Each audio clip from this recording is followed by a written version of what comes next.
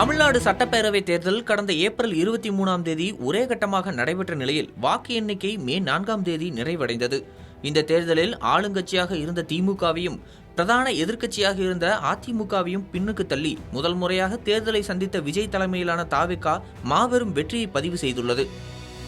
மொத்தமாக 108 தொகுதிகளில் வெற்றி பெற்ற தாவேகா தனிப்பெரும் கட்சியாக உருவெடுத்துள்ள நிலையில் திமுக 59 இடங்களிலும் அதிமுக 47 இடங்களிலும் மட்டுமே வெற்றி பெற்றுள்ளது.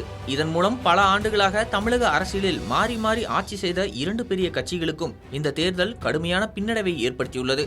அதே நேரத்தில் சீமான் தலைமையிலான நாம் தமிழர் கட்சி காரைக்குடியில் அவர் போட்டியிட்ட தொகுதி உட்பட அனைத்து இடங்களிலும் டெபாசிட் இழந்தது. இதுவும் அரசியல் வட்டாரத்தில் பெரிய அதிர்ச்சியாக பேசப்பட்டு வருகிறது. ஆனால் இந்த தேர்தலில் மிகப்பெரிய அதிர்ச்சியை சந்தித்திருப்பது எடப்பாடி பழனிசாமி தலைமையிலான அதிமுக தான் என அரசியல் விமர்சகர்கள் கருத்து தெரிவித்து வருகின்றனர். ஏனெனில் தமிழ்நாட்டை 7 முறை ஆட்சி செய்த வரலாறு கொண்ட அதிமுக இந்த தேர்தலில் 101 தொகுதிகளில் டெபாசிட் இழந்துள்ளது என்பது அக்கட்சி தொண்டர்களிடையே பெரும் அதிர்ச்சியை ஏற்படுத்தியுள்ளது. 2026 சட்டப்பேரவை தேர்தலை முன்னிட்டு எடப்பாடி பழனிசாமி தலைமையிலான அதிமுக, பாஜக, பாமக மற்றும் அமமுக உள்ளிட்ட கட்சிகளுடன் கூட்டணி அமைத்து 169 தொகுதிகளில் நேரடியாக களம் கண்டது. ஆனால் தேர்தல் முடிவில் வெறும் 47 இடங்களில் மட்டுமே வெற்றி பெற்று 3வது இடத்திற்கு தள்ளப்பட்டிருப்பது கட்சிக்குள் அதிருப்தியை ஏற்படுத்தியுள்ளது.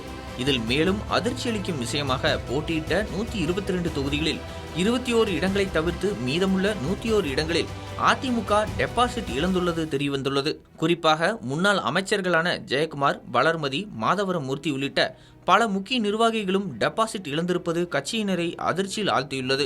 இதற்கிடையில் தேர்தல் பிரச்சார காலத்தில் எடப்பாடி பழனிசாமி பல்வேறு பொதுக்கூட்டங்களில் இன்னும் 10 அமாவாசை தான் இருக்கு, இன்னும் 5 அமாவாசை தான் இருக்கு, அடுத்த ஆட்சி நம்மளுதுதான் என்று தொடர்ந்து பேசி வந்தார். அவரது இந்த பேச்சுக்கள் அப்போது அதிமுக தொண்டர்களுக்கு மிகுந்த நம்பிக்கையை ஏற்படுத்தியிருந்தன. ஆனால் தேர்தல் முடிவு வெளியாகிய நிலையில் எடப்பாடி பழனிசாமி தலைமையிலான அதிமுக 3வது இடத்திற்கு தள்ளப்பட்டிருப்பது அரசியல் வட்டாரத்தில் கடுமையாக விமர்சிக்கப்படுகிறது.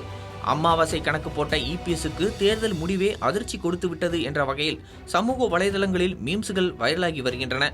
முன்னதாக ஒரு தொகுதியில் பதிவான மொத்த செல்லுபடியாகும் வாக்குகளில் 6ல் 1 பங்கு வாக்குகளை பெற முடியாத போது வேட்பாளர்கள் தேர்தல் மனு தாக்கலின் போது செலுத்திய வைப்புத் தொகையை திரும்ப பெற முடியாது. இதுவே டெபாசிட் இழப்பு என அழைக்கப்படுகிறது. தற்போது அதிமுகவின் பல முக்கிய வேட்பாளர்கள் டெபாசிட் இழந்திருப்பது கட்சியின் சரிவை வெளிப்படுத்துவதாக அரசியல் ஆய்வாளர்கள் கருதுகின்றனர்.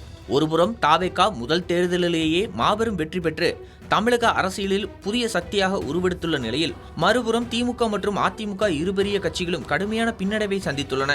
குறிப்பாக எடப்பாடி பழனிசாமி தலைமையிலான அதிமுக எதிர்காலத்தில் எவ்வாறு மீண்டு வரப்போகிறது என்பது தற்போது அரசியல் வட்டாரத்தில் மிகப்பெரிய கேள்வியாக மாறியுள்ளது.